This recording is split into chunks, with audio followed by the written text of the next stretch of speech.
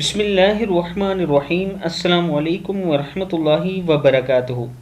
عابد راجہ channel کی طرف سے آج میں اپنے دوستوں کو رسول اللہ صلی اللہ علیہ وآلہ وسلم کا بہت ہی پیارا فرمان بتاؤں گا۔ اس سے پہلے میں اپنے تمام دوستوں سے گزارش کروں گا کہ اس ویڈیو کو آپ نے آگے ضرور شیئر کرنا ہے۔ تو شروع کرتے ہیں۔ بسم اللہ الرحمن الرحیم۔ آپ صلی اللہ علیہ وآلہ وسلم نے فرمایا، جو شخص قرآن پڑھتا ہو اور اس میں ماہر ہو تو وہ عزت والے فرشتوں اور پیغمبروں کے ساتھ ہوگا، اور جو شخص اٹک اٹک کر پریشانی کے ساتھ پڑھے تو اسے دوہرا ڈبل دگنا ثواب ملے گا۔ ابو داؤد کی حدیث ہے کہ جو شخص قرآن پڑھتا ہو اور اس میں ماہر ہو تو وہ عزت والے فرشتوں اور پیغمبروں کے ساتھ ہوگا، اور جو شخص اٹک اٹک کر پریشانی کے ساتھ پڑھتا ہو تو اسے دوہرا ثواب ملے گا۔